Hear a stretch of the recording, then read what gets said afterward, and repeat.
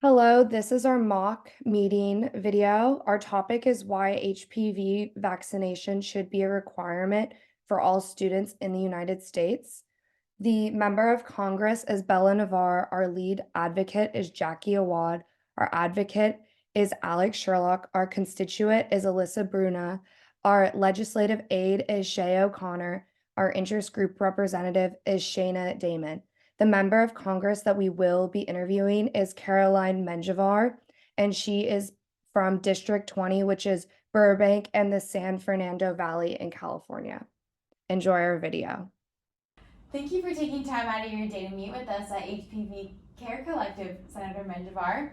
Today, we wanted to speak with you about HPV vaccinations and why we believe it should be a requirement for students in the United States. Anytime. It's nice to meet you all. I look forward to our discussion today. I don't know much about this topic, however, I'm interested to learn more about it. Can you start by telling me what HPV is? Absolutely. This is my advocate, Alex, and she's eager to speak with you today about what HPV is and how it impacts our nation. Hello, Senator. It's so wonderful to meet you. Human papillomavirus, or HPV, is the most common sexually transmitted disease in the United States. More than 42 million Americans are known to be infected with HPV, and there is 13 million new infections each year. HPV is spread through skin-to-skin contact by having vaginal, anal, or oral sex. Oh wow, that sounds like a very big issue. I never knew how common this virus was in our nation. Is there a treatment or cure for this STI? That's a great question. Most infected people have no symptoms, but some have genital warts.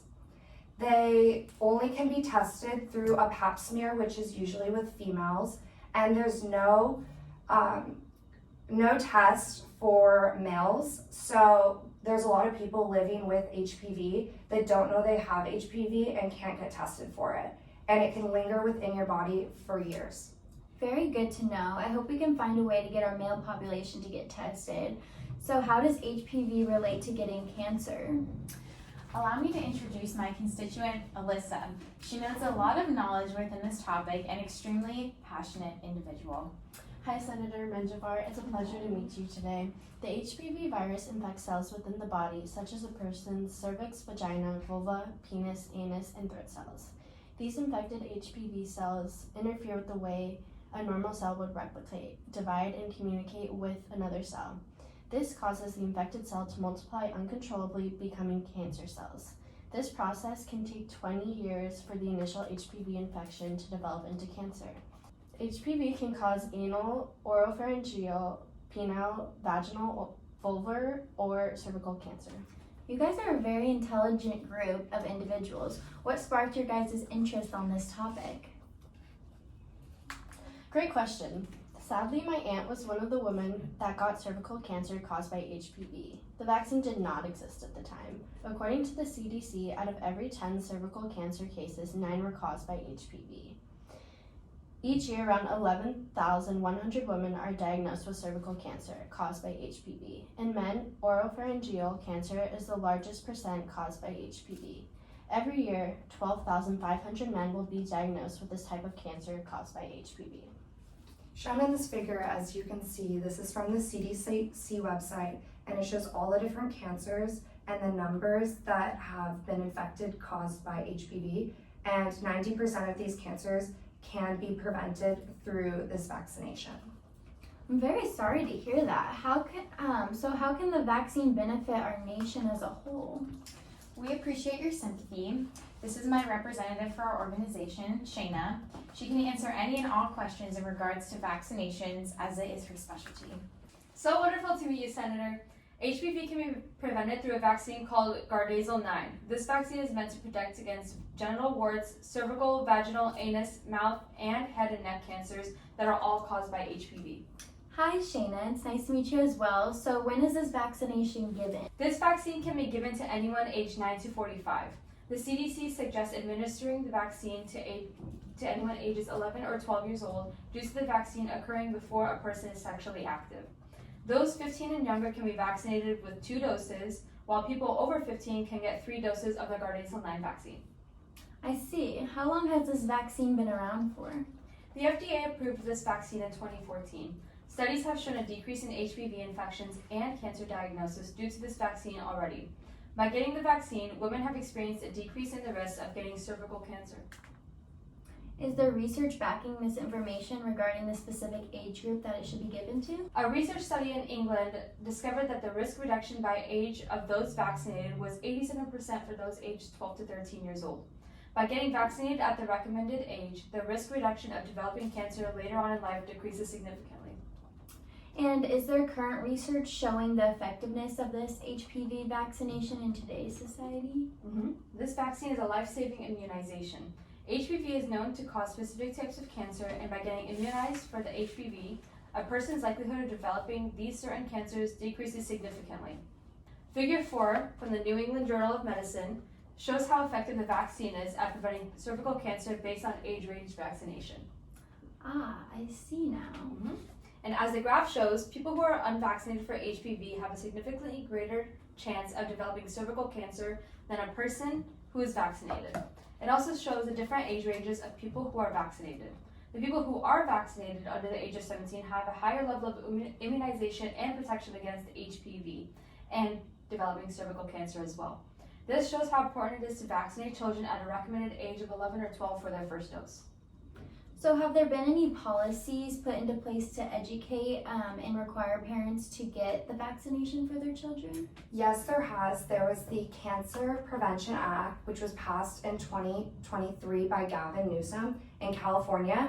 In the section AB 659 states that students are recommended to be fully vaccinated for HPV by the time they enter 8th grade, and the school has to send out an announcement giving information and the recommendations that they get the vaccine when they enter 6th grade.